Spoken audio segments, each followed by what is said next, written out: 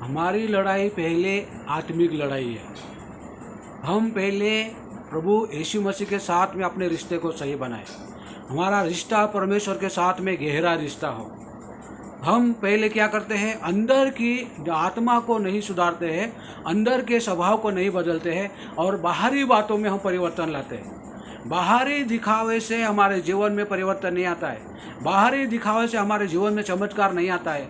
बाहरी दिखावे से हमारे जीवन में छुटकारा नहीं आता है। हमारे जीवन में छुटकारा, हमारे जीवन में परिवर्तन तब आता है जब हम अंदर से बदल जाते हैं। आज हमें अंदर से बदलने की ज़रूरत है। आज हमारे जीवन को बदलने की ज़रूरत है।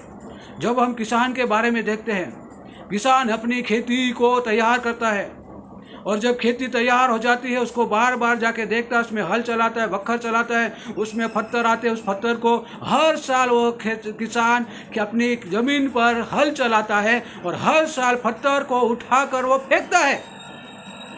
हर साल छिपा हुआ पत्थर निकलता है। हर साल उस पत्थर को निकाल कर वो किसान बाहर रख देता है। हमारे जीवन में भी ऐसे बहुत सारे पत्थर पाए जाते हैं। यिर्मयाह उसका 4 अध्याय में लिखा है, परमेश्वर का वचन कहता है, सबसे यहूदा को परमेश्वर कहता है, ये यहूदा के लोगों मेरे पास में लौट आओ, मैं तुम्हें क्षमा कर दूंगा। अपनी पड़ती भूमि को फिर से जोतो, अपनी पड़ती भूमि में बीज को बो। क्या आज हम अपनी पड़ती भूमि को तैयार कर रहे? क्या आज हमारे जीवन में जो हमारा जीवन जो खाली पड़ा है, क्या उसको हम प्रभु यीशु मसीह के लिए इस्तेमाल कर रहे हैं? क्या प्रभु को कह रहे हैं, प्रभु मेरे जीवन को आप इस्तेमाल कर, मेरे जीवन को आपके सेवा में इस्तेमाल कर। ओ यहाँ पर यह कहता वचन कहता है, अपनी पड़ती भूमि को जोतो। किसान अपनी भूमि को तैयार करता है और वो पानी का रास्ता देखता है। यहाँ वचन कहता है, अपने आप को तैयार करना, अपने जीवन को तैयार करना। हमारे जीवन में बहुत सारे कांटे पाए जाते हैं, बहुत सारी गलत बातें पाई जाते हैं। जब तक हम अंदर से नहीं सुधरेंगे, हम बाहर से भी नहीं सुधरेंगे। हमारी लड़ाई अंदर की लड़ाई है, शरीर और आत्मा की लड़ाई है। आत्मा की लालसा करता है और शरीर सांसारिक चीजों की लालसा करता है। याकूब उत्पत्ति में हम देखते हैं, याकूब नदी के पीछे याबोक नदी के पास में रह गया।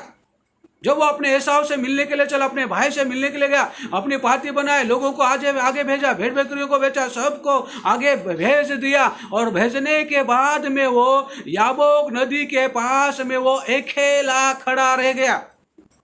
और जब वो अकेला खड़ा रह गया, वो परमेश्वर से उसने मल युद्ध किया, ने वो प्रार्थना किया।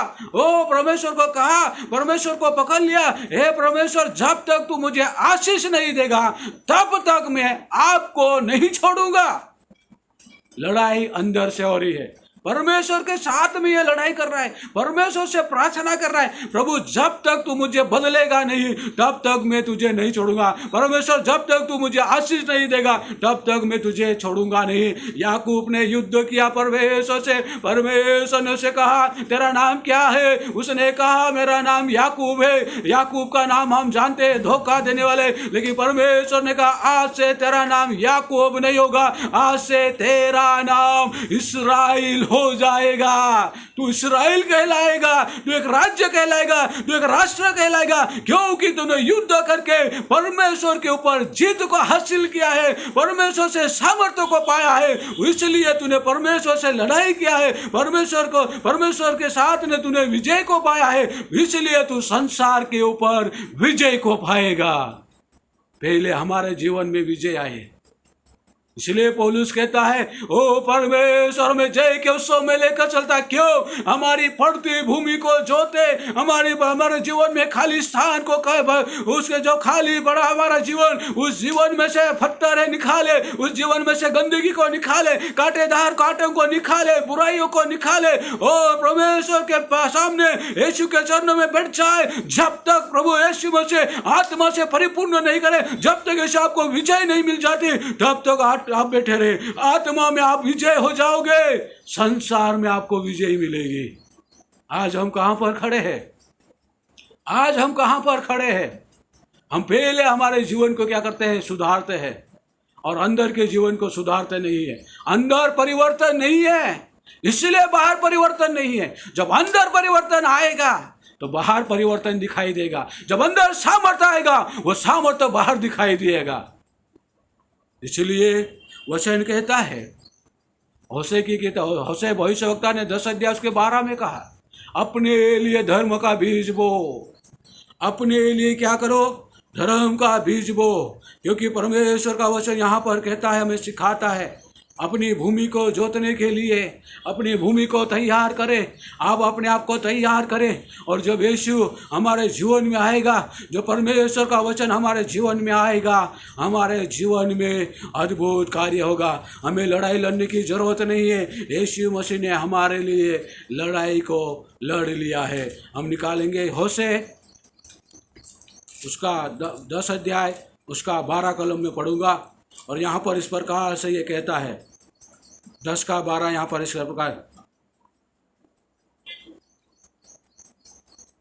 यहाँ पर कहता है, अपने लिए धर्म का बीज बो, तब करुणा के अनुसार खेत काटने पाओगे। अपनी पड़ती भूमि को जोतो। देखो अभी यहोवा के पीछे हो लेने का समय है कि वह आए और तुम्हारे ऊपर उद्धार बरसाए। अपनी पड़ती भूमि को जोतो। अपने आप को तैयार करो। अपने आप को ओ प्रभु यीशु के चरणों में रखकर ओ सारी बातों के पर हमें विजय को पाना है। और वो विजय संसार में हमें जय के उत्सव में लेकर चलती है। अपने लिए क्या करो? धर्म का बीज बो। अपने लिए बीज बोना है। क्या करना? अपनी बातों को इनको हमारे हृदय में अधिकाई से बसने दो, ताकि हम उसके विरोध पाप ना करें। हमारे जीवन में ऐसी बहुत सारे बातें आ गई है जिससे हम वो बातों को, उस काम को हम नहीं कर रहे। हमारे दिलों और हमारे मनों में और हमारे जीवनों में काफी जमीन खाली पड़ी हुई है, परमेश्वर की सेवा में इस्तेमाल नहीं की जा सकती है और नहीं की गई है। हमारे जीवन में कांटे हैं, उठकठारे हैं। यीशु मसीह ने मरकुस रचित सुसमाचार 4 अध्याय में एक उदाहरण दिया। वो एक बीज बोने वाला बीज बोने के लिए निकला और कुछ बीज झाड़ियों में गिरा। वो झाड़ियों ने उसे बड़े होकर उसको दबा दिया। कुछ पथरीली जमीन में गिरा, वो पत्थर ने उसको दबा दिया। और उसके बाद में कुछ अच्छी जमीन में गिरा, वो 100 गुना फल को लाया।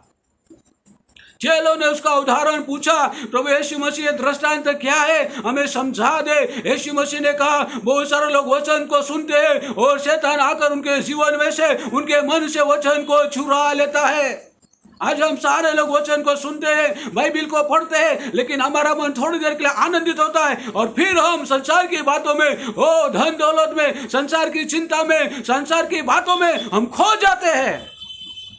क्यों खो जाते? क्योंकि हमारी जो भूमि है, हमारा जो जीवन है, अभी भी खाली पड़ा हुआ है। क्योंकि हमारे जीवन में ये कांटे उठकटारे आ गए हैं। धन की लालच। यीशु मसीह ने कहा, किसी चीज की लालच मत करना, परमेश्वर ने 10 आज्ञा में कहा। पर फिर भी हमारे अंदर लालच है, ये कांटे हैं। हमारे अंदर क्या है? बहुत सारी बातें पाई जाती है और जो परमेश्वर को वचन को दबा देती है। हमारे जीवन में जंगली घास आ गई है, जंगली घास जो किसी काम की नहीं है। हमारे जीवन में फालतू बातें आ गए, हमारे मन में बुरे विचार उत्पन्न होते हैं। तो हम कब हमारा जीवन को कब तैयार करेंगे? इसलिए परमेश्वर का वचन कहता है, हे इस्राएल, अपने परमेश्वर में को मिलने के लिए तैयार हो जा।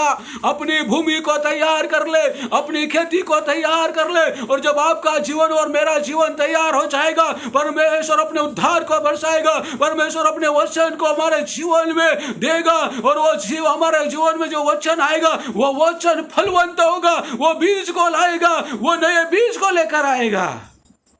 हालेलुया। हमें उसकी सामर्थ्य की जरूरत है। हमें अपने जीवन को तैयार करने की जरूरत है। अपनी पड़ती भूमि को जोतना है। जो कांटे हैं, उठकोटारे हैं, संसार की चिंताएं हैं, संसार की बातें हैं, संसार की वस्तुएं जो हमें रोक रही है, उसे हमारे जीवन से दूर करना है। हमारे जीवन से हमें दूर हटाना है और परमेश्वर के साथ में हमें बैठे रहना है। यूहन्ना रचित पहला यूहन्ना उसमें लिखा है, शरीर की अभिलाषा, आंखों की अभिलाषा, जीविका का घमंड, ये परमेश्वर की ओर से नहीं है, ये शैतान की बातों है। ये शैतान की ओर से है। ये शैतान की 3 पुत्रियां हैं। जो मनुष्य को आज अपनी भूमि को तैयार को करने नहीं देती है, जो अपने आप को हमारे जीवन को वो तैयार करने नहीं देते। शरीर की अभिलाषा, हम शरीर के अनुसार चलना चाहते हैं। आंखों की अभिलाषा जो हम देखते हैं उसको हासिल करना चाहते हैं। जीविका का घमंड, हमारे पास में बहुत कुछ है इसलिए हम घमंड करते हैं। पर हमारी खेती को कौन तैयार करेगा? हमारे जीवन को कौन तैयार करेगा?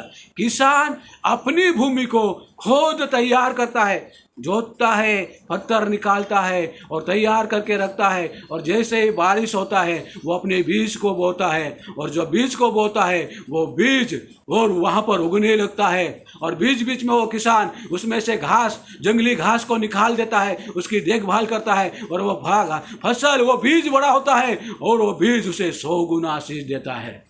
हमारे जीवन में आज हम कहाँ पर खड़े हैं? अपनी प्रति भूमि को जोतना है। परमेश्वर इस वचन के द्वारा हम सभी को आशीष दे। आमीन, आमीन।